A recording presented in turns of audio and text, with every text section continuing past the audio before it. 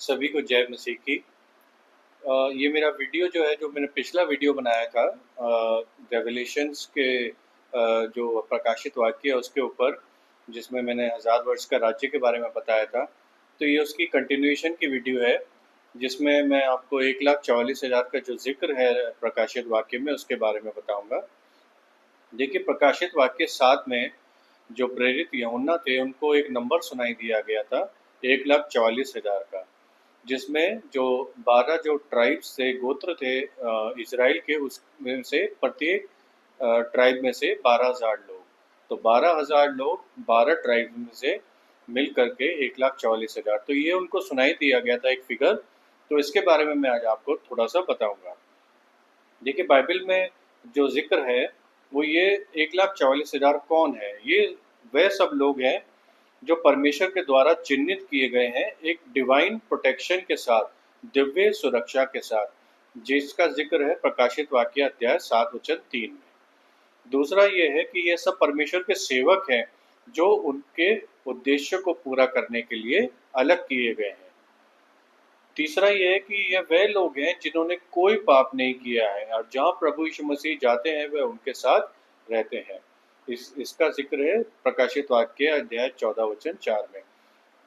तो ये वो लोग हैं जिन्होंने कोई भी पाप नहीं किया है, जो बिल्कुल एकदम से पवित्र हैं और प्रभु यीशु मसीह के साथ साथ ही रहते हैं जहाँ भी वो जाते हैं। और ये वह सब पहले फल हैं परमेश्वर के मतलब ये सब कटनी की शुरुआत को रिप्रेजेंट करते हैं। ये सब पहले फल हैं। ये पूरी कटनी नहीं है, पूरी हार्वेस्टिंग नहीं है, परंतु ये उसकी शुरुआत को रिप्रेजेंट करते हैं। ये वह सब लोग शेष बचे हुए लोग हैं जो आखिरी दिनों में है के जो कि अपनी भविष्यवाणी के रोल को फुलफिल करेंगे। ये वह बचे हुए लोग हैं जो आखिरी दिन की भविष्यवाणियाँ की गई हैं, उसमें अपने रोल को, जो उनका रोल है, उसको फुलफिल करेंगे। देखिए, 1,44,000 के लिखने के तुरंत बाद प्रेरित यूहन्ना ने एक और ग्रुप को देखा था, जिसका उन्होंने जिक्र किया है प्रकाशित वाक्य अध्याय 7 वचन 9 में। देखिए क्या लिखा है वचन में कि इसके बाद मैंने दृष्टि की और देखो, हर एक जाति और कुल और लोग और भाषाओं से एक ऐसी बड़ी भीड़ जिसे कोई गिन नहीं सकता था, श्वेत वस्त्र पहने हुए और अपने हाथों में खजूर की डालियां लिए हुए है, सिंहासन के सामने और मेमने के सामने खड़ी है। तो एक उन्होंने ऐसी बड़ी भीड़ देखी जिसको कोई नहीं गिन सकता था। वो सिंहासन के सामने खड़ी है, प्रभु यीशु मसीह जो मेमना है उसके सामने। तो 1,44,000 एक बड़े मिशन के लिए अलग किए गए हैं, परंतु उद्धार बहुत सारे लोगों के लिए होगा। ये अलग तो किए गए हैं, लेकिन उद्धार जो है वो इनके अलावा भी बहुत सारे लोगों के लिए होगा। बाइबल बताती है कि पहला फल कटनी की शुरुआत को रिप्रेजेंट करते हैं, ना कि पूरी कटनी को। ये पहले फल को, जो मैंने बताया था, रिप्रेजेंट करते हैं, पूरी कटनी को नहीं। जिस बड़ी भीड़ की बात की गई है वचन में, और जो कि उद्धार पाए हुए हैं विश्वासी, जो ये सब विश्वासी हैं, ये पूरी कटनी को रिप्रेजेंट करते हैं। जो बड़ी भीड़ की अभी मैंने बात करी है, ये पूरी कटनी है, ये पूरा हार्वेस्ट है, ना कि 1,44,000।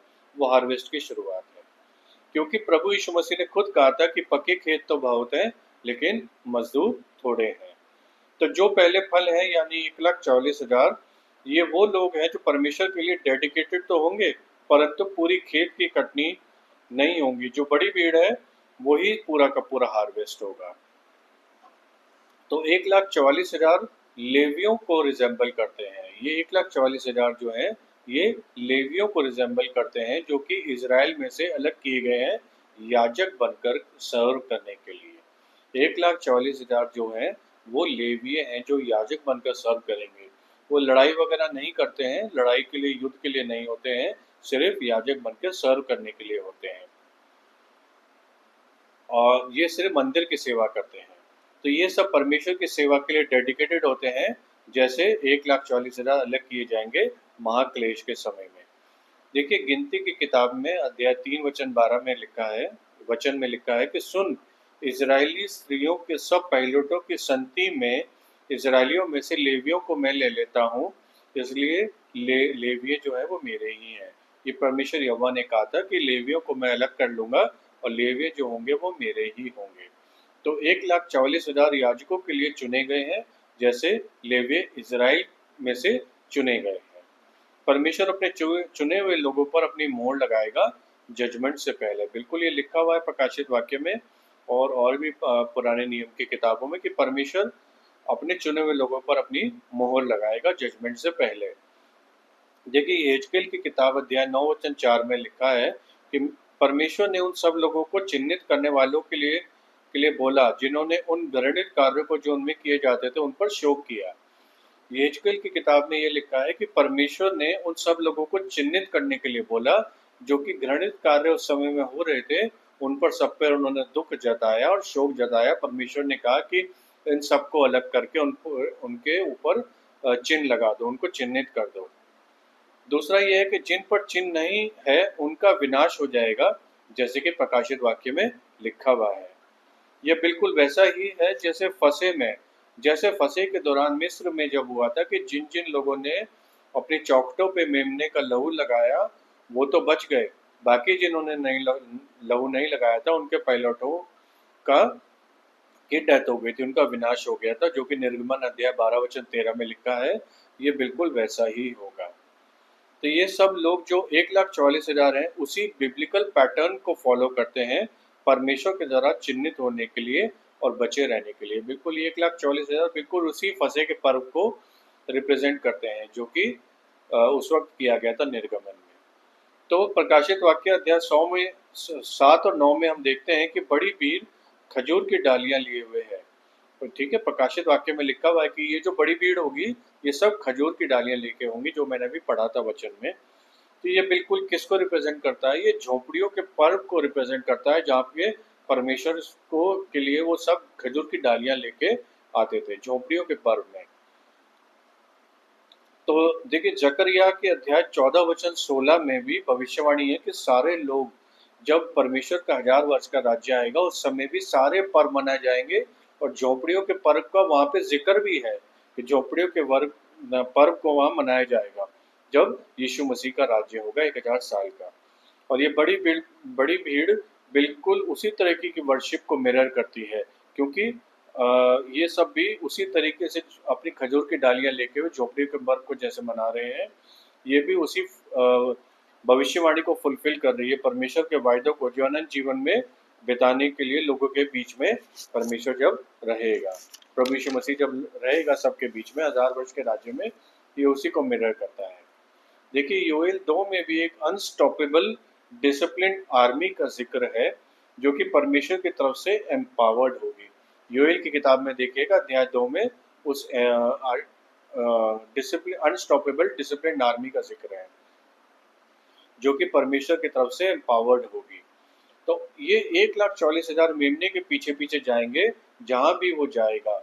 ये भी बिल्कुल उसी तरीके से जो कि योएल की किताब में जिक्र है उसी आर्मी को रिप्रेजेंट करता है और मिरर करता है। तो सारी भविष्यवाणियां जो प्रकाशित वाक्य में लिखी हुई हैं वो पहले भी हो चुकी है, योएल की किताब में और इज़ीकियल की किताब में, जकरिया की किताब में, सब पहले भविष्यवाणियां हो चुकी हैं जहाँ पे अनस्टॉपेबल आर्मी का जिक्र किया गया है। देखिए योएल की किताब में ये 1,40,000 उसी को मिरर कर रहे हैं, क्योंकि जहाँ जहाँ प्रभु यीशु मसीह जाएंगे वहाँ ये भी पीछे पीछे उनके जाएंगे उसी आर्मी की तरह, उसी एम्पावरमेंट के द्वारा। वो बिल्कुल करप्ट नहीं होंगे, बिल्कुल स्पिरिचुअली प्योर होंगे और बिल्कुल इसी आर्मी की तरह होंगे।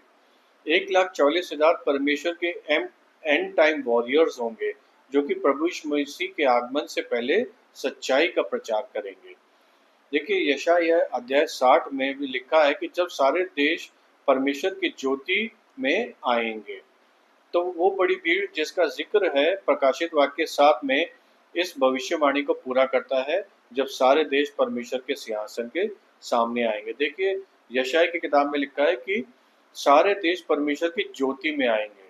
अब ये देखिए आ गया कहाँ पे, प्रकाशित वाक्य 7 में भी आ गया कि इस भविष्यवाणी को पूरा करते हैं जब जहाँ पे लिखा हुआ है कि सारे देश सारे नेशन के लोग सिंहासन के सामने इकट्ठा होंगे। तो ये हमें परमेश्वर का प्लान दर्शाता है जो कि सारी जाति भाषा देश के लोगों का उद्धार करेगी।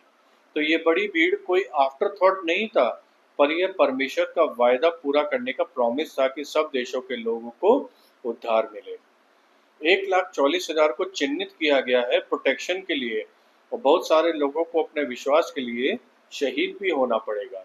1,40,000 को तो उन्होंने प्रोटेक्शन का वो वायदा किया है, लेकिन क्या होगा कि बहुत सारे लोगों को अपने विश्वास के लिए अब शहीद भी होना पड़ेगा, अपने जान से जाना भी पड़ेगा।